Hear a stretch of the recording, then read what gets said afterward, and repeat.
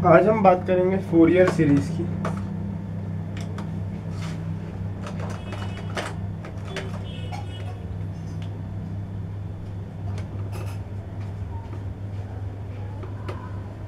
Fourier series, आज हम Fourier series की बात करेंगे। फोरियर सीरीज में सबसे पहले हमारे पास दो तीन चीजें जो सबसे ज्यादा इंपॉर्टेंट होती है, दैट इज इंटीग्रेशन। सबसे पहला हमारा काम आता है इंटीग्रेशन के कुछ फॉर्मूले हैं जो याद रखने ही रखने, अगर ऐसे याद नहीं रखोगे, इसे याद नहीं रखोगे तो परेशानी आएगी। तो इंटीग्रेशन के कुछ फॉर्मूले फोरियर के जो हमें याद रखने हैं वो है, पहला integration of x and d x is x n plus one upon n plus one. ये हमने सारे फॉर्मूले बड़ी पहले डिस्कस कर रखे, 11th-12th के ही फॉर्मूलेस हैं। Sine a x is equal to cos x with minus sine upon A.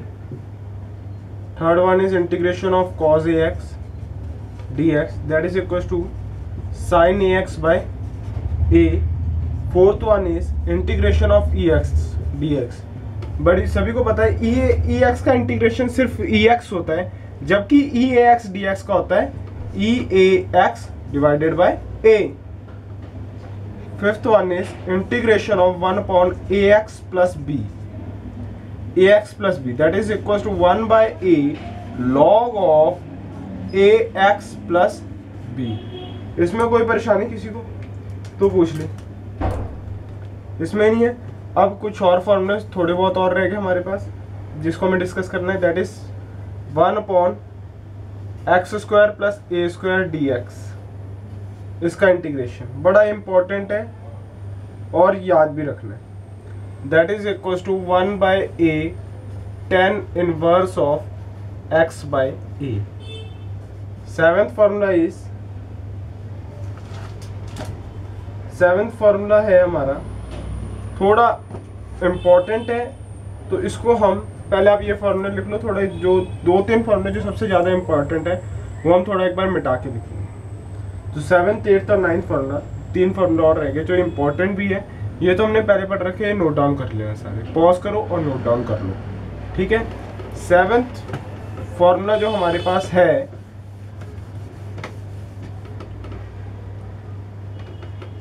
That is e a x sine b x d x. इसका integration that is equal to e a x, a constant और b constant है, उसका divide कर दो square करके, ठीक है। And a sine b x minus b cos b x. A sine b x, a हमारा हो गया, फिर बी कॉस बी एक्स, ठीक है, ये हमारा हो जाएगा, ठीक है। इसके बाद 8th हमारा e a x cos b x d x. इसका इंटीग्रेशन हमारा हो जाएगा e a x upon a square plus b square a cos b x plus b sine b x. And our last important one is f of x phi of x d x. इसको अगर हमें solve करना है अगर हमें इसे solve करना है तो हमें थोड़ा मेहनत करनी पड़ती होती थी पहले, लेकिन अब नहीं करनी पड़ेगी क्योंकि अब हम एक डायरेक्ट फॉर्मूला लेके चलेंगे। तो फॉर्मूला क्या है वो देखते हैं हम। 9th one is f of x phi of x d x. Let this be first and second, या यू और वी लेते हो तो यू और वी ले लो, वो तुम्हारी मर्जी है, ठीक है। तो इसका फॉर्मूला क्या बन जाएगा, that is are u integration of v minus, जिसको हमने यू लिया अब उसका डिफरेंशिएशन हो जाएगा, ठीक है। और जो इंटीग्रेशन हो रहा है उसका हम दो बार इंटीग्रेशन कर देंगे।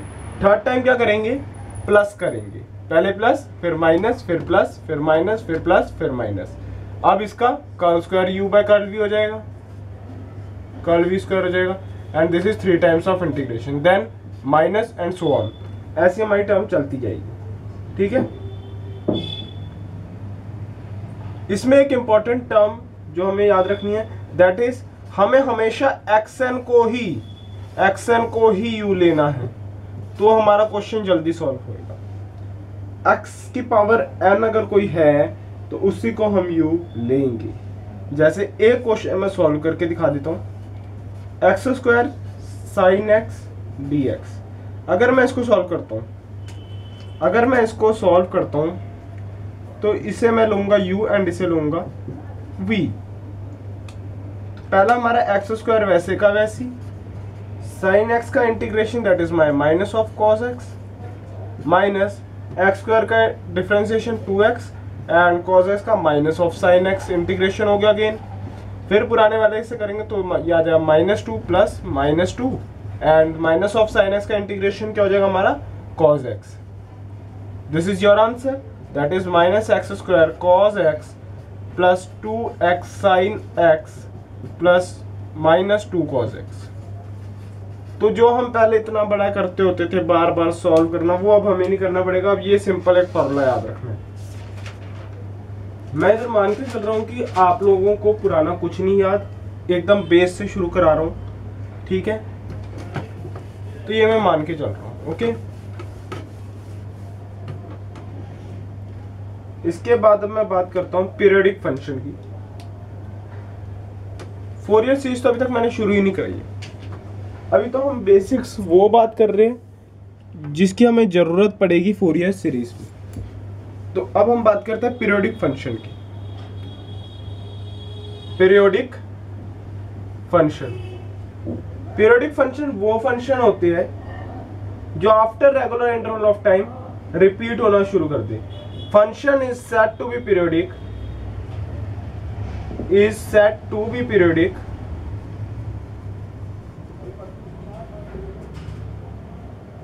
function if f of x plus t is equals to f of x for all values of t। तो हम इधर t is called period of function। t को हम कहते हैं period of function, ओके?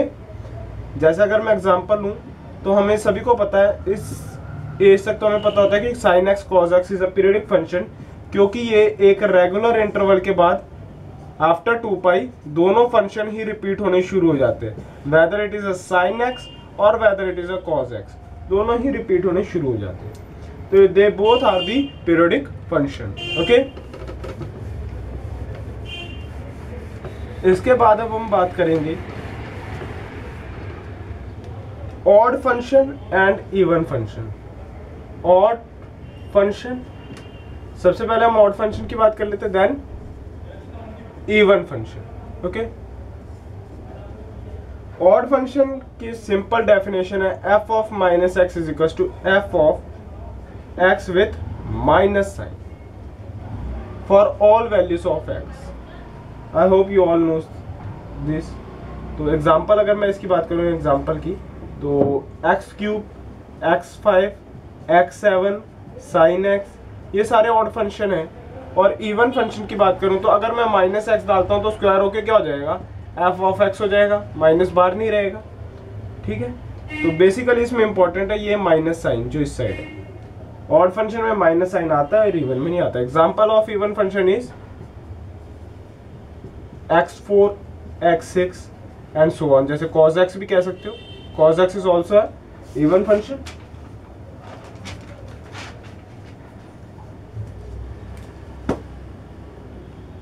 इसके बाद कुछ थोड़ी चीज और है जिसको हम डिस्कस करेंगे, that is definite integration. Definite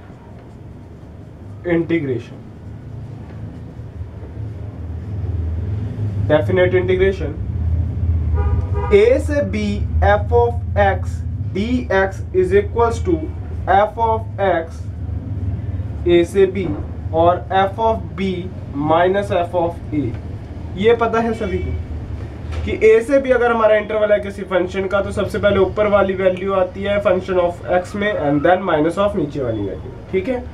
इसकी 3 प्रॉपर्टीज जो सबसे ज्यादा याद रखनी है और जो सबसे ज्यादा आती होती है वो 3 प्रॉपर्टी हम डिस्कस कर लेते हैं। पहली प्रॉपर्टी है a से b f of x dx is equal to, अगर हम x की जगह y ले ले तो भी हमारे आंसर में कोई फर्क नहीं पड़ेगा। अगर हम y की जगह t ले ले तो भी हमारे आंसर में कोई फर्क नहीं पड़ेगा।